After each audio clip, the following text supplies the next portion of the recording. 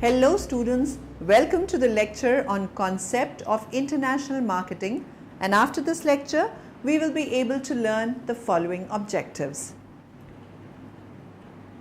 Discuss the concept of international marketing, describe the process of international marketing, explain the phases of international marketing, define to entering international markets, explain the international economic institutions, discuss World Trade Organizations. Let's start with a brief introduction to the topic, concept of international marketing. The world of marketing is a dynamic and very exciting one where decision making is at the heart of the marketing process. Managers around the globe are recognizing the increasing necessity for their companies and organizations to develop the skills, aptitudes and knowledge to compete effectively in international markets. The need for managers to develop the skills to respond to these pressures affects companies of all sizes. Process of international marketing. The Chartered Institute of Marketing defines marketing as the management process responsible for identifying, anticipating, and satisfying customer requirements profitably.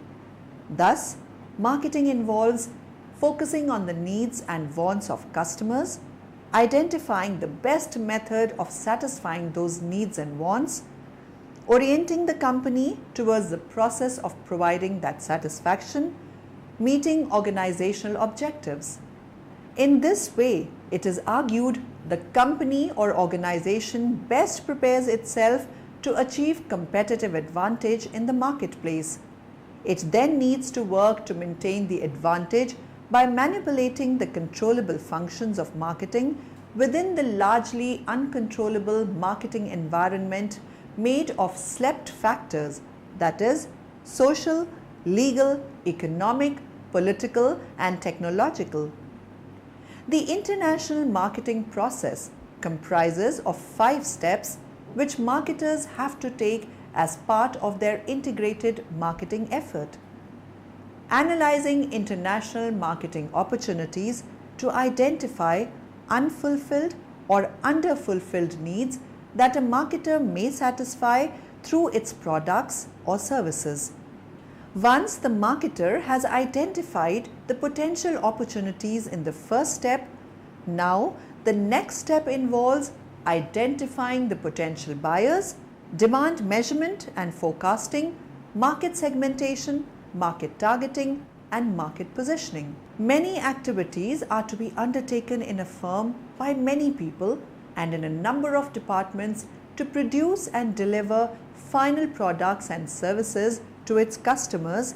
This requires aligning and coordinating numerous activities and efforts.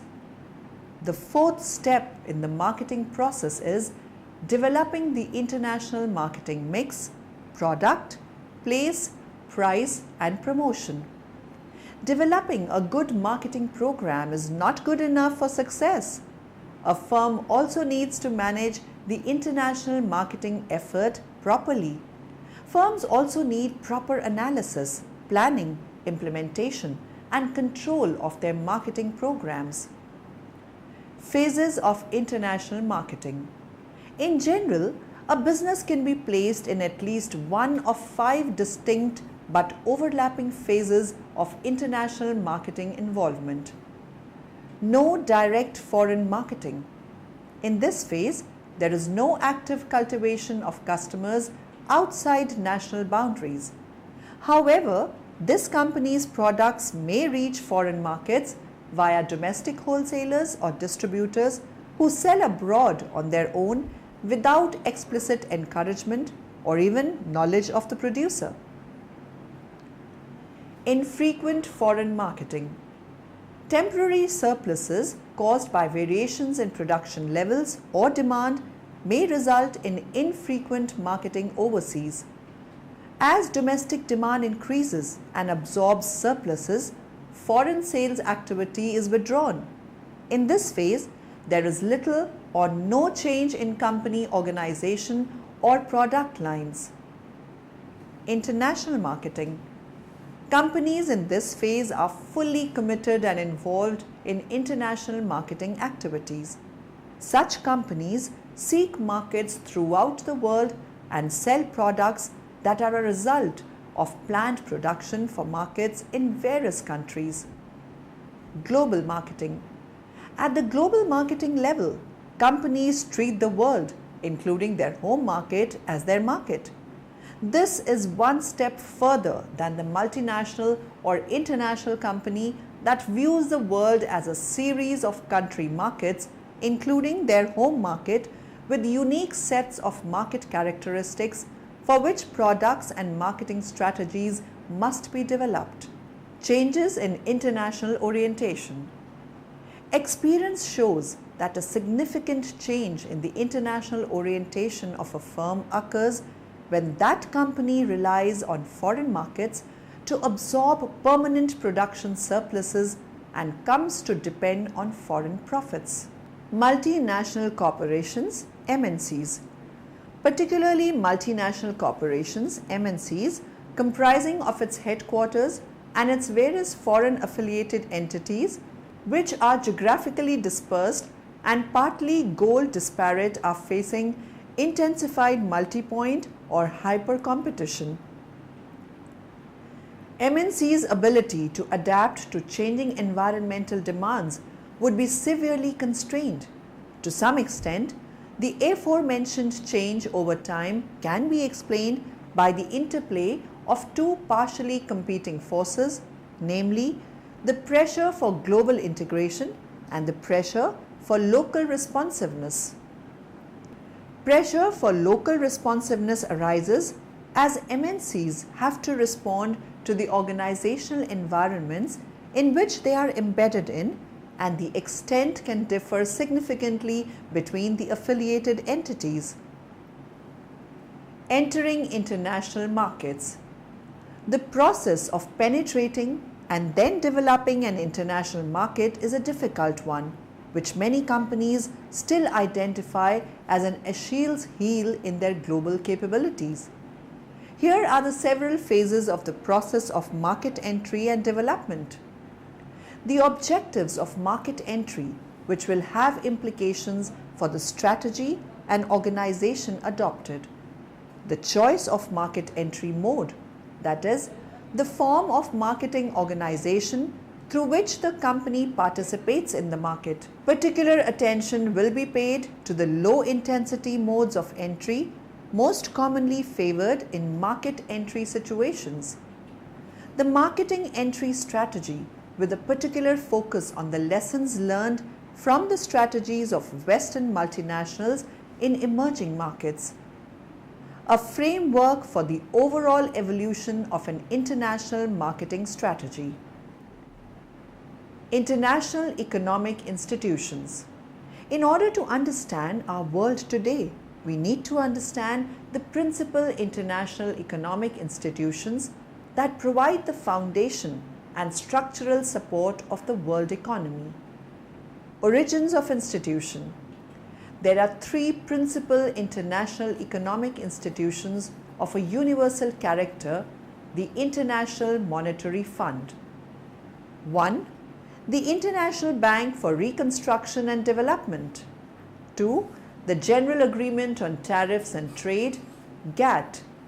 All three originated in wartime planning for a better economic future, although the GATT was created later than the fund and the bank after the charter of the planned International Trade Organization, ITO.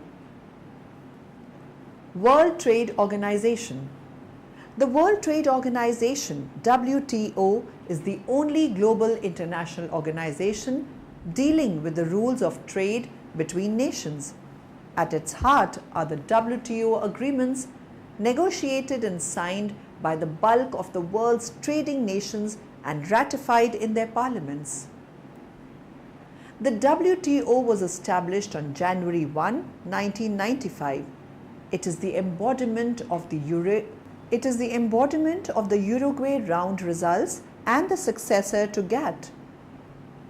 The GC has three functional councils working under its guidance and supervision, namely Council for Trade in Goods, Council for Trade in Services, Council for Trade-related Aspects of Intellectual Property Rights, TRIPs, Objectives of WTO.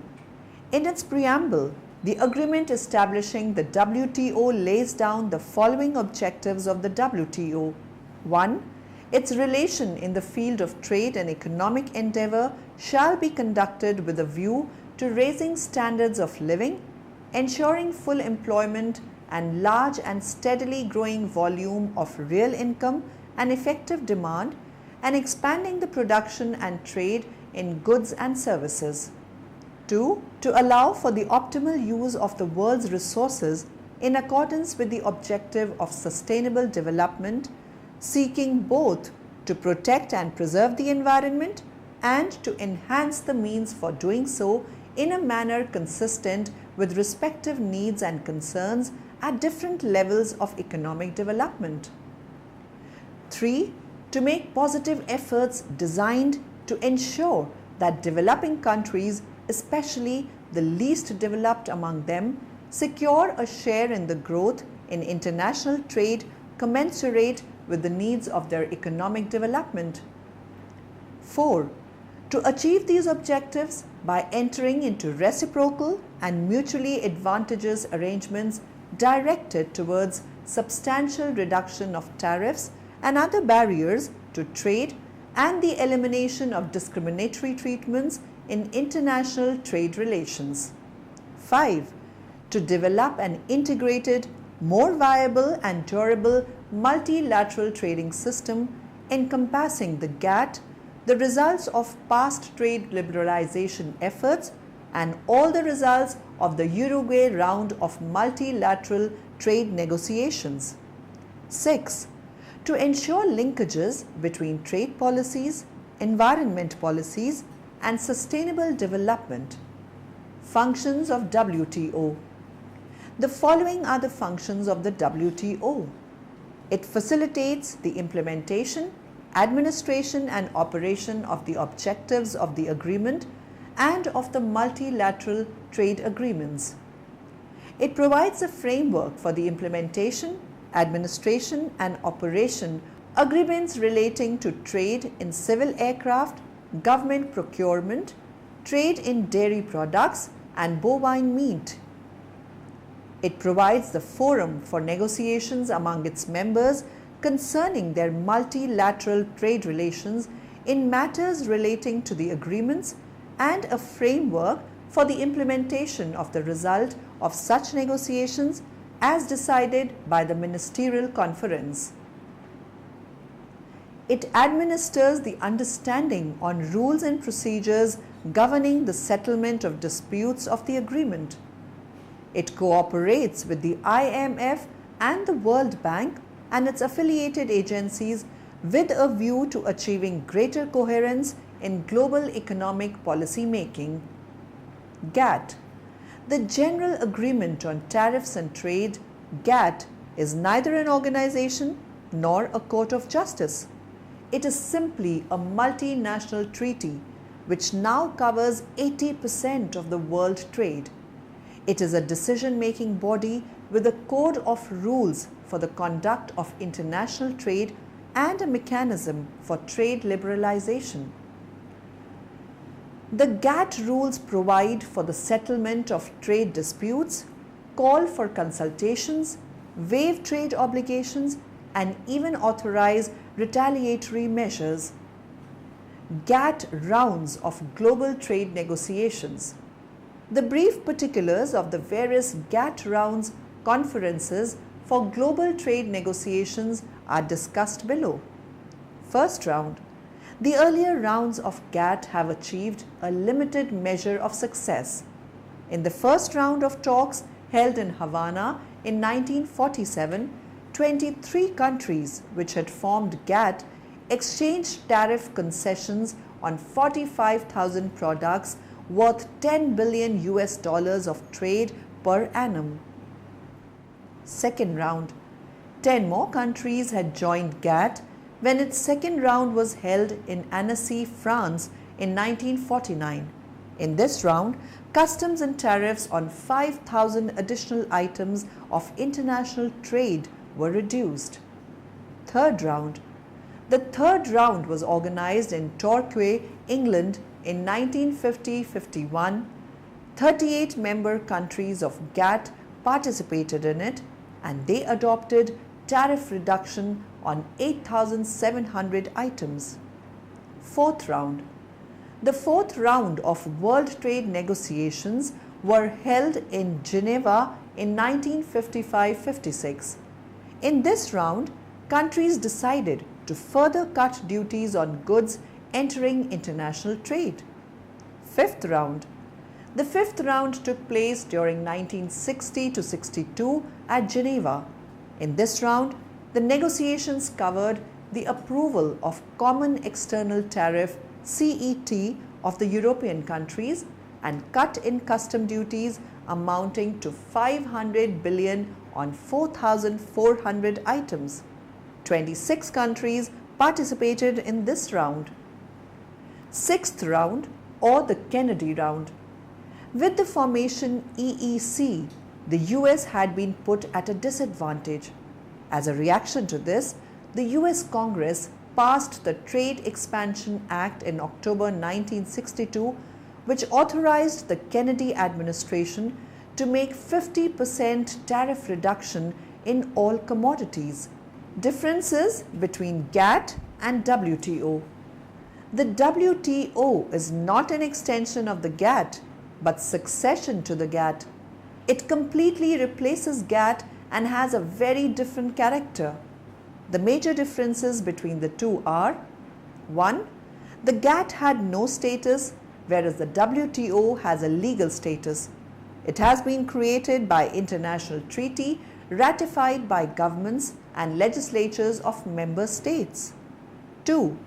The GATT was a set of rules and procedures relating to multilateral agreements of selective nature. They were separate agreements on separate issues which were not binding on members. Any member could stay out of the agreement. The agreements which form part of the WTO are permanent and binding on all members. 3.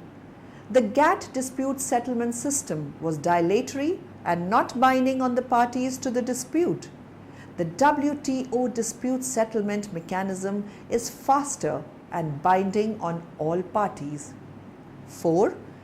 GATT was a forum where the member countries met once in a decade to discuss and solve world trade problems. 5. The GATT rules applied to trade in goods. Trade in services was included in the Uruguay round, but no agreement was arrived at. The WTO covers both trade in goods and trade in services. 6. The GATT had a small secretariat managed by a Director General, but the WTO has a large secretariat and a huge organizational setup. Evaluation of WTO. WTO has been in action for about 9 years now. During this period of time, the WTO has proved that it is very different from its predecessor, GATT, in the following ways. GATT did not have any powers, whereas WTO, with its dispute settlement mechanism, has been an outstanding success. WTO has brought to book even USA in several cases. GATT negotiating rounds took place once in a decade or so. What used to take decades to complete has been done in a few years by the WTO. Following are the achievements of WTO in the short period it has been in existence. WTO has helped in making greater market orientations a general rule.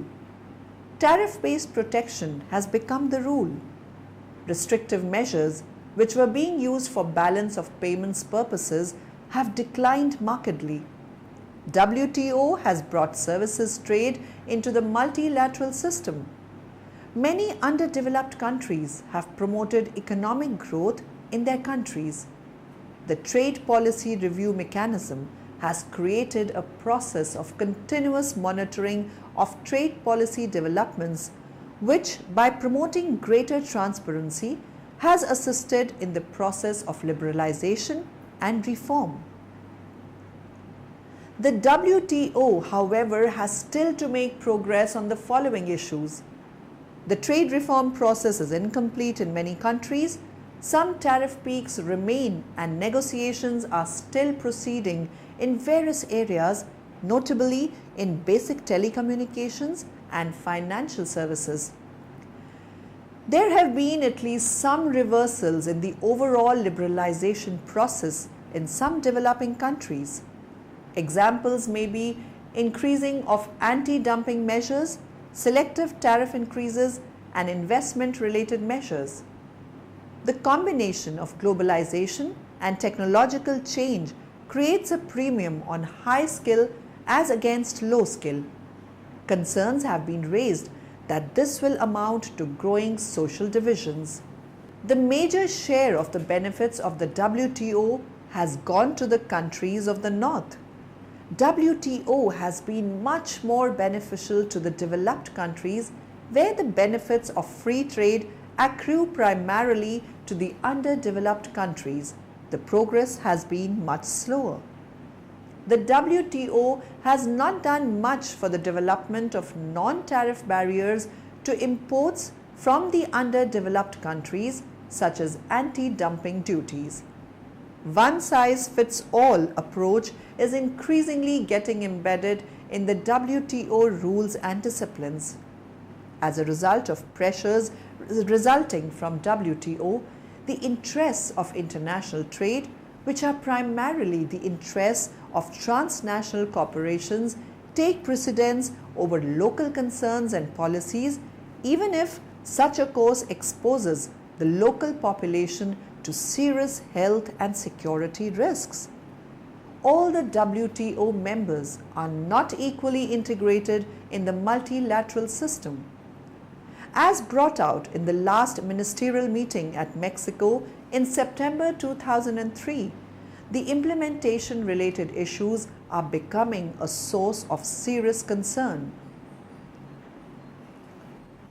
The issues requiring WTO attention relate to TRIPS, TRIMS, anti-dumping, movement of natural persons, agriculture, textiles, industrial tariffs including peak tariffs, services, rules to protect investments, competition policy, transparency in government procurement, trade facilitation, trade-related intellectual property rights.